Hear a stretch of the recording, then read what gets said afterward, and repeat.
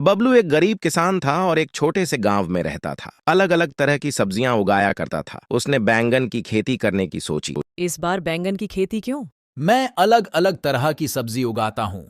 इस बार सोचा कि बैंगन लगाकर देखता हूँ, क्योंकि मैंने देखा है मार्केट में बैंगन बहुत अधिक मात्रा में बिक जाते हैं और भी ज्यादा लागत भी नहीं आती। एक ही पौधे से कई बड़ी सब्जी उतर जाती है। हाँ हाँ, यह सही है। बैंगन भी भिंडी की तरह एक ही पौधे में कई बार उतर जाती है। बबलू अपने खेतों की देखभाल खुद ही करता था और जब उसकी बैंगन की फसल तैयार हुई तो वह देखता है कि उसके खेत में छोटे बड़े लंबे मोटे गोल हर तरह के बैंगन थे। उसी गांव में एक किसान रमेश रहता था। वह बबलू की खेतों में खड़ी हुई बैंगन की फसल को देखकर जलन महसूस करता है। अरे वाह बबलू, तेरे खेत में तो बैंगन बैंगन हो रखे हैं। मैंने सोचा कि मैं हर बार एक ही जैसी सब्जी लगाता हूँ। इस बार अलग तरह की सब्जी लगाकर देखता हूँ। तेरे खेतों में तो बैंगन की भरमार है काफी। मुनाफा कम आएगा इस बार तू। रमेश बबलू से मन ही मन जलते हुए सोचता है। इसके पास भी उतना ही खेत है जितना मेरे पास है, लेकिन यह हर फसल में काफी मुनाफा कमा लेता है और मेरे खेतों में ऐसी फसल कभी तैयार नहीं होती। अरे देखो तो जरा बैंगन लगे हैं।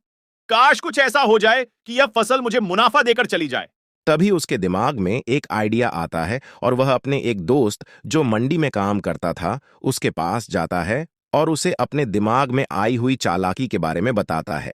अरे वाह रमेश, तेरे दिमाग की तो दांत देनी चाहिए।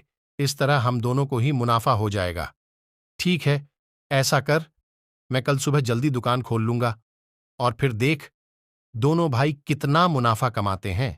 देख भाई, जो भी होगा आधा आधा होगा। मेरे साथ चालाकी करने की कोशिश मत करना। अरे तू बेफिक्र रहे रमेश, तेरा तो कहीं पर नाम भी नहीं आएगा। अगले दिन सुबह रमेश बबलू के पास जाता है और उसे बताता है कि वहां मंडी में एक दुकानदार खाली बैंगन लेता है, तो उसे क्यों नहीं भेज देता। तुझे उसके दाम भी अच्छे मिल जाएंगे। चलो, यह तो अच्छी बात है, वरना तुम्हें एक दो ही लोगों को मंडी में जानता हूं और वह लोग दाम भी अच्छे नहीं देते। बबलू अपने खेतों से ताजी ताजी सारी बैंगन तोड़ लेता है और उन्हें टोकरी में भर लेता है।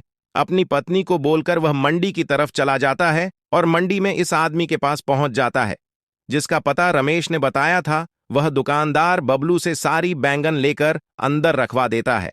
बबलू को खड़े खड़े काफी देर हो जाती। क्या भाई, और कितनी देर लगेगी? क्या कितनी देर लगेगी? अरे भाई, अभी अभी तो आपने मेरे सारे बैंगन तोलकर अपनी दुकान के अंदर रखे हैं। मुझे पैसे दो, मैं अपने घर चला जाता हूं। काफी देर हो गई है। कौन से बैंगन भैया? यहां तो तुम कब से खड़े हो? मैं तो तुम्हें खुद ही कहने वाला था कि यहां क्यों खड़े हो। भाई अपने घर जाओ, कोई काम धंधा नहीं है क्या तुम्हारे पास? ये तुम क्या कह रहे हो भाई? अभी तो मैं तुमसे अपने बैंगन तोला ही हैं और पैसे देने की बारी है तो तुम झूठ बोल रहे हो। दुकानदार गुस्से में दुकान से बाहर आता है और बबलू के साथ लड़ने लगता है कि तूने उसे झूठा कैसे कहा। देखते ही देखते वहां पर भीड़ इकट्ठा हो जाती है। तब बाकी दुकानदार बबलू की बात सुनने के बाद उसे दुकान वाले से बोलते हैं कि अगर उसने बैंगन दिए हैं तो जरूर तुम्हारी दुकान पर होंगे। हमें तुम्हारी दुकान की तलाशी लेनी है। लेकिन जैसे ही वह लोग दुकान के अंदर जाकर देखते हैं तो बैंगन वहां पर नहीं होते हैं। उसे दुकान वाले ने रमेश के साथ मिलकर वहां से बैंगन कब के गायब करवा दिए थे। अपने साथ हुए इतने बड़े धोखे को बबलू बर्दाश्त नहीं कर पाया और चक्कर खाकर गिर गया। सब मार्केट में उसे झूठा बोलने लगे। बबलू को जब होश आया तो वो उदास मन से अपने घर को गया। हे भगवान, ये आपकी क्या हालत हो रखी है? सुबह के निकले हुए अब आ रहे हो, सब ठीक तो है ना? तुम्हारी तबीयत तो ठीक है ना? हम लूट गए, बर्बाद हो गए।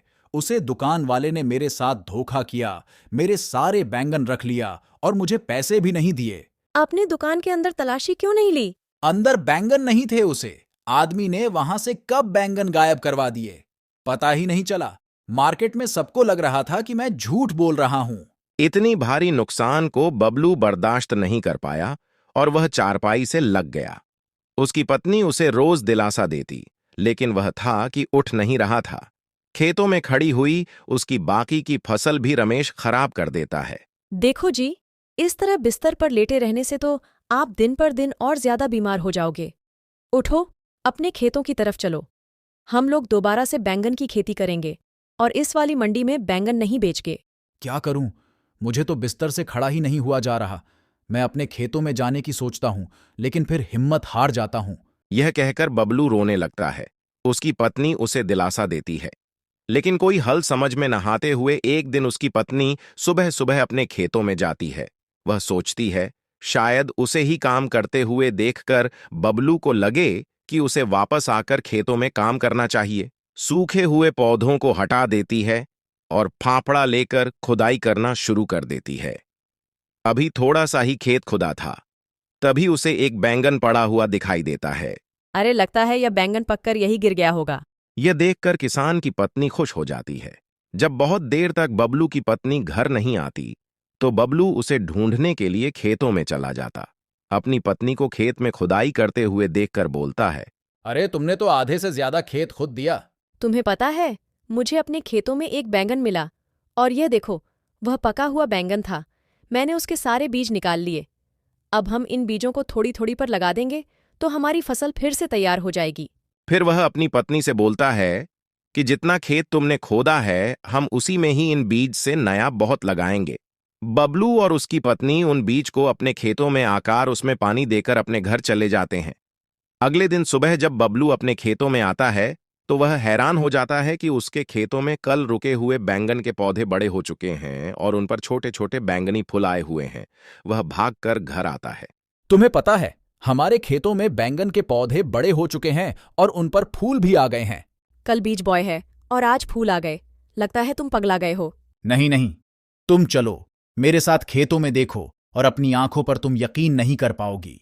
बबलू अपनी पत्नी को लेकर खेतों में जाता है।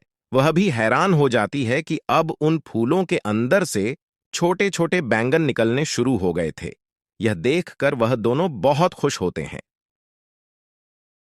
अगले दिन सुबह उसकी पत्नी जब अपने खेतों में आते हैं, तो उनकी हैरानी का ठिकाना ही नहीं था। उनका खेत ताजी ताजी बैंगनों से भरा हुआ था। देखा, ये तो भगवान का चमत्कार है। ये तो जादुई बैंगन है। छोड़ो और जल्दी से बैंगन तोड़ो और मार्केट में बीच कर आओ। दोनों पति पत्नी खुशी खुशी सारे ताजा बैंगन तोड़कर और बबलू में मार्केट में बेचने जाता है। वह दुकानदार जिसने रमेश के कहने पर बबलू को धोखा दिया था, वापस बेंगलुरु के साथ देखकर हैरान हो जाता है। बबलू बाकी के दुकानदारों को अपने बैंगन बेचकर पैसे लेकर खुशी खुशी अपने घर आ जाता है। उधर जैसे ही रमेश को यह बात पता चलती है, वह बबलू के खेतों में जाकर देखा है तो खेतों में बैंगनी बैंगन थे। वह फिर से उसकी फसल खराब करने की नीयत से जैसे ही उसके खेतों की तरफ पर करता है, उसे बहुत जोर का करंट लगता है, जिससे वह घायल होकर गिर जाता है। खबरदार, अगर तूने इस खेत पैर रखा तो मैं तुम्हें से घायल कर दूंगा। बैंगनों को बोलते देख रमेश बहुत ज्यादा डर जाता है और वहां से भाग जाता है। अब बबलू को खेतों में है। बहुत सारे बैंगन लग जाते हैं और खुशी खुशी बबलू उन्हें बेचता है। कोई गलत नीयत से बबलू के बैंगन को नुकसान पहुंचता है तो उसे जोर का झटका लगता है। यह कहानी अच्छी लगी है तो सब्सक्राइब का बटन दबाएं।